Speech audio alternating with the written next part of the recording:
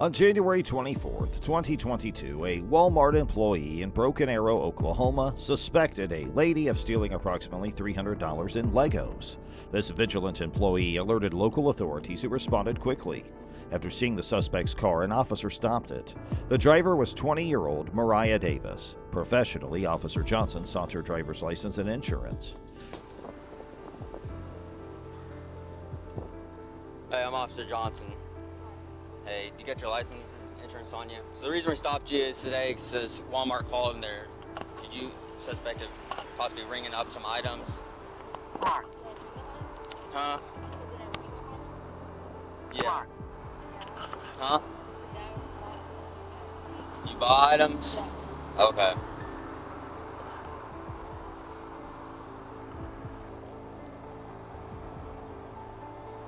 Alright. So you remember Native American tribe?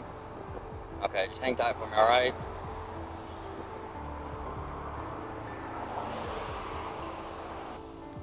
Mariah was calmly informed by Officer Johnson that Walmart had reported a possible shoplifting incident. He briefly mentioned a Native American tribe, but its significance was unclear. She denied that there were other people in the vehicle as the officer collected information. Officer Johnson then asked Mariah about her Walmart shopping and if she bought anything. Mariah revealed her past arrests as the conversation briefly touched on them. Officer Johnson meticulously documented this information during his inquiry. The conversation ended with Officer Johnson asking Mariah about her Walmart purchases to establish a timeline. An evening started with a Walmart excursion turned worrisome. An individual faced a confusing decision after leaving the store with goods. Unsure of their destination, they stopped to think. Hello. Hi. Is there anyone else in the car? No. Okay.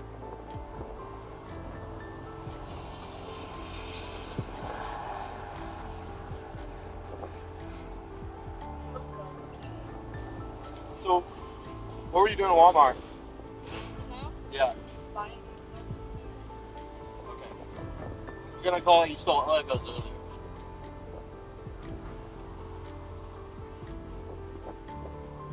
Did he get your ID? Yeah, he got it. Okay. You ever been arrested before? Yeah. For what?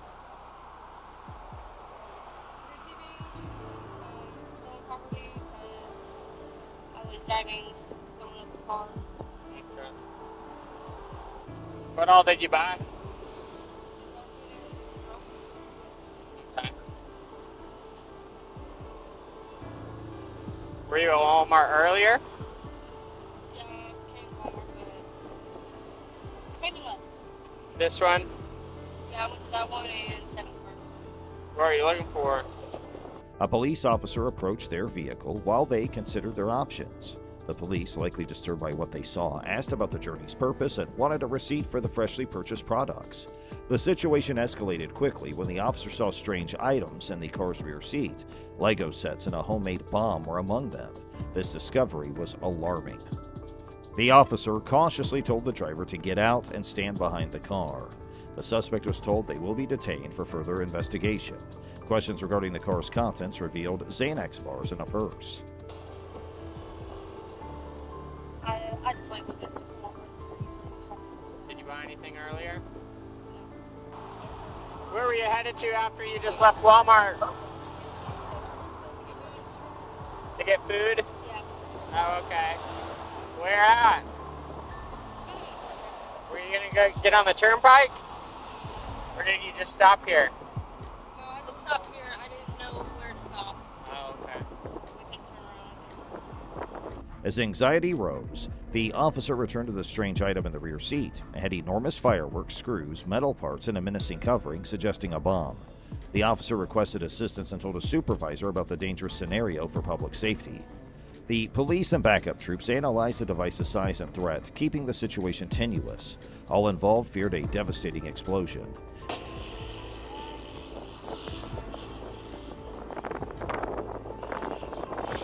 Alright, go ahead and hop out real quick.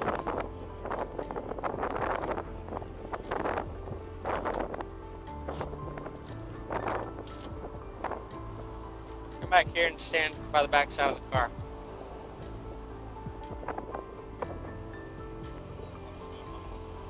You're gonna be detained right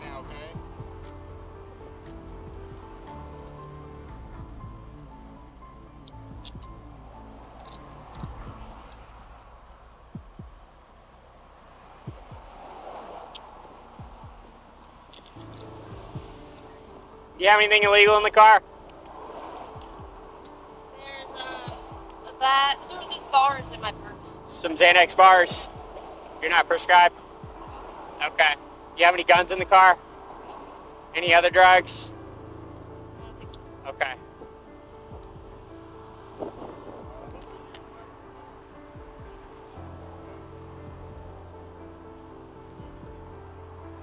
A typical trip to Walmart had become a potentially dangerous encounter, requiring law enforcers to safeguard everyone's safety. An unnerving event occurred in a dimly lit parking lot. A new car caught the attention of the crowd. A concerned person found anything suspicious in the automobile and reported it. An explosive device was revealed, which was shocking. The source vividly described it as TNT-like, with heavy metal components like screws and nuts joined together. Bro. Yeah, go ahead and secure her. Explain to me what that device is in the back of your car that looks like a bomb. I didn't. My boyfriend made that. Okay, sit tight. There's a fucking bomb in the back of that car. Like, a bunch of fireworks strapped together with, like, metal and shit and wrapped around. Can you start a supervisor out here? It looks like there's some sort of explosive device in the back of the car that someone has built. It's got, like, 4 big-ass fireworks, and there's, like, big old screws and shit all within that, and then it's got like a bunch of stuff wrapped around it, and I don't think it's gonna go off. How big is the sketch? It's like this big. It's definitely made to cause some damage when it goes off. Yeah. God, yeah, if she would have somehow like leaned back there and lit that thing, it would have been really bad. Yeah.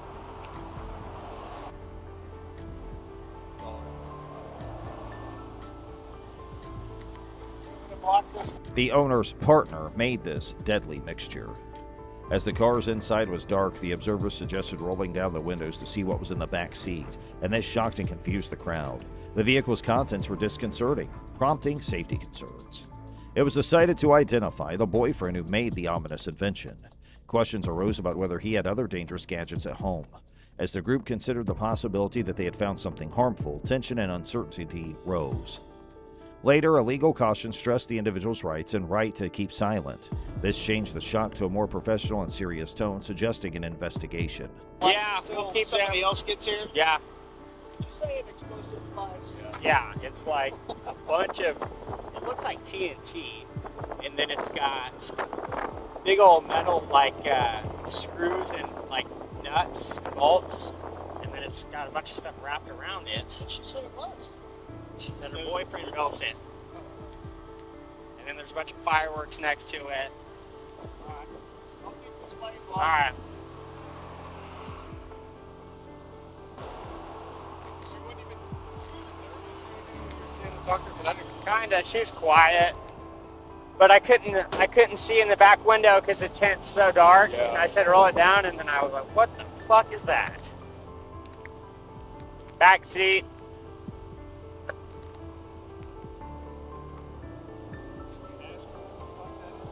She just, all she said is that her boyfriend made it. So we probably want to figure out who boyfriend is, and if there's any more at his house, maybe. All right, I'm gonna read something to you real quick, okay? You have the right to remain silent. Anything you say can or will be used against you in a court of law. You have the right to talk to a lawyer and have them present with you while you are being questioned. If you cannot afford to hire a lawyer, one will be appointed to represent you before any questioning if you wish one. If you decide to make a statement, you may stop at any time. Do you understand each of these rights? In the middle of it all, Zane emerges the lover behind the car's mysterious contents. Everyone was on edge and eager to find out what happened to this unnerving discovery. The situation unfolds with tension and concern. Mariah calls the police to report a Walmart theft, and her boyfriend, Zane Bennett, arrives on foot and appears embroiled in the drama. Mariah seems to be absolving herself by asking Zane to take the vehicle they used to get to Walmart. When law enforcement arrives, the situation escalates swiftly. Mariah was accused of shoplifting and Zane's 20. Zane's questioned and asked for identification by police. He says his girlfriend had his ID, but he has a photo. Another person, Patrick, claims to have just come from a car wash. The cops question Patrick about his friend's whereabouts. Did I've explained to you? Okay, are you willing to talk to us? Okay. So what's the deal in the back of your car? You said your boyfriend built it? I honestly have I don't know nothing about fireworks except for fireworks. I mean, Okay. What's your boyfriend's name? thing. Zane? Yeah. What's his last name? Bennett. BENNETT. Okay. When did he make that? Or Like, yes. A couple days ago. okay, do you know why he made it or anything? I made it just right. The conversation becomes more serious when the officers mention a dark Dodge vehicle and worry about contacting its owner. Zane admits to making a fireworks-based bomb in a hotel room and leaving it in his girlfriend's car. The tension rises when the cops explain why they closed the area. Zane's explosive device may be deadly. They call it fireworks linked together like an explosive device. Zane claims it's innocuous and was designed to blow up watermelons. This situation is confusing, suspicious, and dangerous. The police are taking precautions owing to the perceived threat of the improvised device, though Zane denies malice. The officer's assessment of the situation and risks leaves this encounter questionable.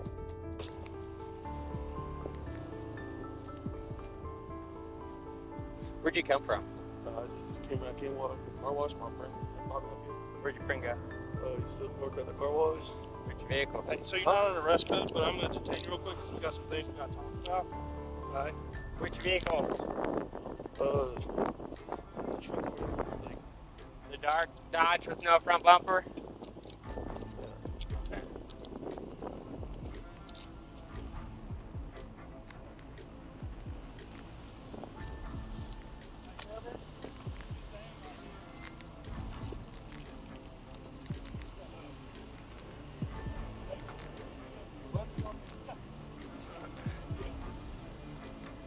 I don't know if you want to mess with it, but the truck that just dropped him off is that dark Dodge.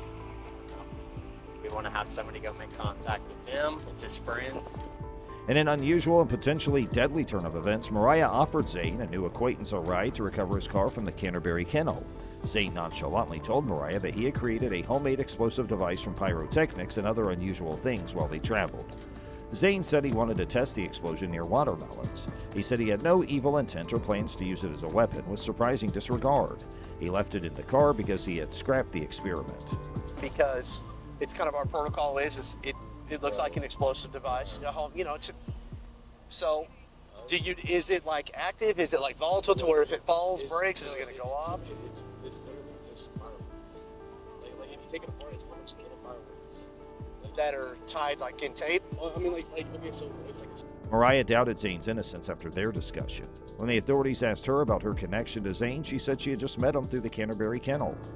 The police investigation worsened the issue. Next step today, he was going to take it out and blow up some watermelons with it. He said it's a couple of fireworks tied together. You have to light it like a normal firework.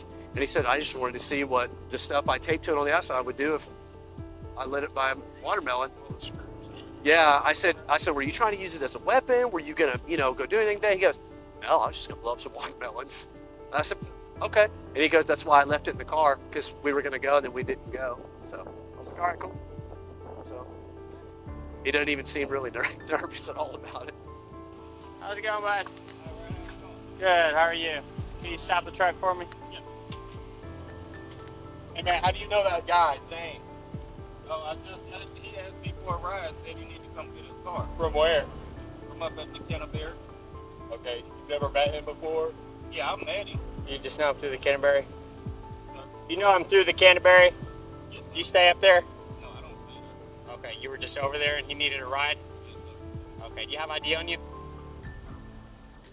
Alright, just sit tight for a second. We'll get you out of here in a second, but we're trying to figure out what's going on with his car. What happened? There's some weird stuff in there, so we gotta figure that out. And if you're good to go, you can get out of here. But since you dropped him off and he's directly related to all this, we just want to figure out who you are and if there's anything going on. Oh, okay.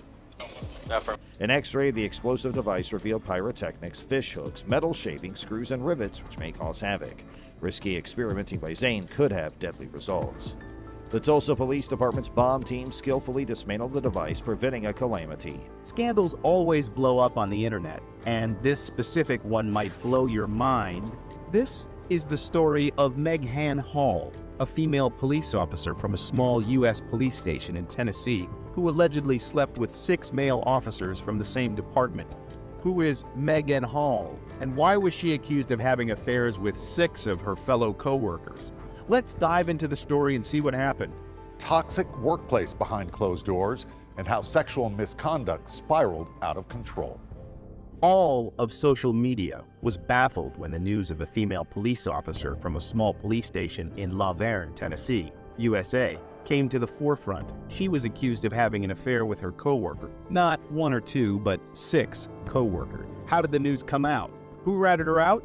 Hall's deed was all over the internet, and she literally became a small celebrity overnight. However, not for good reasons. Meghan, who had always wanted to become an actress from her childhood, unfortunately ended up being a police officer, and that's how her world started to fall apart. Meghan met Jedediah Hall and fell in love with him. He was the son of a local pastor. The two got married in the year 2018.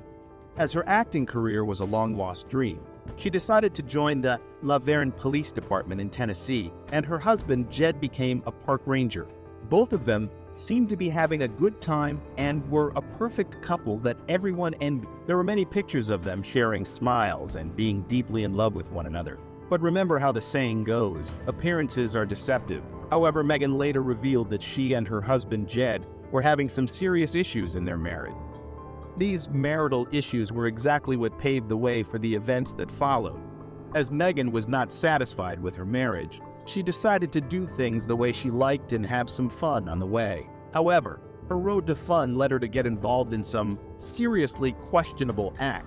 Meghan and her co-workers engaged in some spicy sessions within the confines of the police department. And these included patrol officers Juan Lugo Perez, Louis Powell, Detective Seneca Shields, and Sergeant Henry T. McGowan, who were all fired from their positions along with Meghan.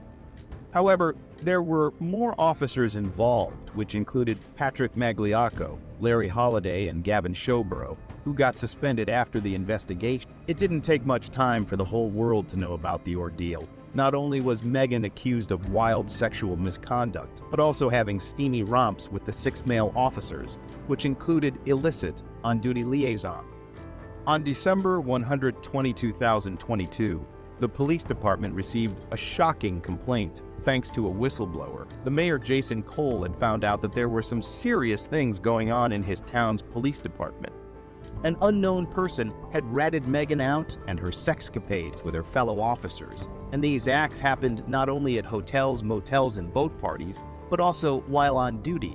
These officers who were supposed to be serving the society and their nation.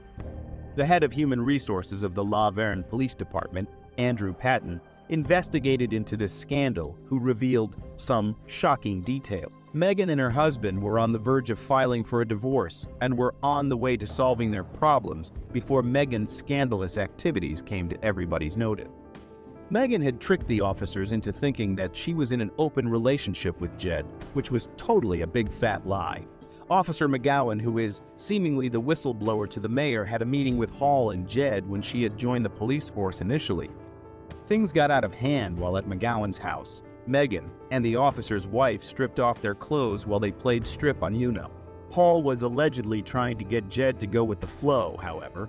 Jed was really upset with all the things that were unfolding. He did not want himself to be persuaded, but despite his feelings, Meghan and McGowan reportedly made out. The officer even sent pictures of his genitals to Meghan. McGowan, being the whistleblower, denied having any affairs with Meghan despite all the evidence and was fired for lying during the investigation. Patrick Magliacco, another one of the officers, admitted that he had been with Hall on various occasions. He also revealed that his wife Amy and Meghan made out after learning that Meghan and her husband had an open marriage. According to his testimony, he and his wife Amy had been in an open relationship with Meghan since the spring of 2022. There was a time when Jedediah had walked in on Meghan and Amy making out. They even tried to get Jed into a wife-swapping session. Jedediah, disgusted at what he had seen, departed the room and was quite uncomfortable with the whole situation. because how could a sane married man be into something like this? However, this is just the beginning. The wildest part of the whole ordeal took place on Memorial Day when all the officers in the department were invited to a Girls Gone Wild hot tub party, which was hosted by an officer called Stats on a boat that he owned. Some officers even came with their whole family, which even included their underage children. According to another officer named Durham, in an isolated incident, Magliocco was forcing vodka down Hall's throat, and then suddenly Halls took her top off, and seeing this, stay-ats jumped at Hall and stopped her from drinking and covered her up in order to protect Hall. Both stay-ats and Durham never had any illicit relationship with Halls, or so they claimed. Hall even fell down a flight of stairs at the party before having intercourse with Magliocco. According to Magliocco, Hall was prone to drinking, claiming that she once had even driven home after being drunk at his house party. Magliocco claimed that Hall was prone to self-harm and that she shouldn't be left alone. Hall even pointed an empty gun to her head and pulled the trigger so that she could hear what it sounded like. Hall was quite open about the relationship she had with the K-9 officer Larry Holliday in the first interview. However, she claimed that her steamy sessions with Holliday happened a long time ago. Holliday claimed that he had once invited Hall and other officers to his home to watch the football game. There was some serious drinking involved, and talks broke out about having a threesome between Holliday, Hall, and Holliday's ex-girlfriend. However, he claimed that nothing happened at the party. However, he later came clean about his sexual encounters with Hall, often booking hotel rooms for their liaison. Though she denied many of the allegations initially, she later confessed that she had often sent nude images of her to many officers on duty, including McGowan, to whom she sent her feet pictures. Megan, on the other hand, broke her silence on the issue after being fired due to the scandal that had come to the notice of the officials. Hall said that she was terrorized into having intercourse with her superiors, who sexually harassed her frequently. She revealed that she felt sexually groomed. She filed a lawsuit where she named some high-profile police officers from the Laverne Police Department and accused them of having taken advantage of her troubled marriage. Her 51-page lawsuit stressed that what happened with her is not rape. Instead, it was a situation where she had to give in from the pressure. Hall's lawyer, Wesley Clark, said that Megan wasn't looked at like a rookie cop to be trained and promoted, but like a piece of meat to be sexualized and exploited. Hall said, "I know what most people are saying. You know, you could have said no, I get it. But my response to them is I did say no, and he wouldn't take no for an answer." Hall was not in a good mental state and was vulnerable, and the officers took advantage of her situation and used it for their personal gain and satisfying their sexual need. Hall later stated, "I got stupid, I got desperate, and guys are guys and they'll stick their thing in anything." The most shocking part of this whole ordeal is that Hall's husband said that he would stay with his infidel wife even though he knows what wrong she had committed. What do you think of this? Was dismissing all the officers involved an appropriate punishment? Let us know your thoughts in the comments below. Don't forget to hit that bell icon, subscribe to our channel. We will be back with more updates.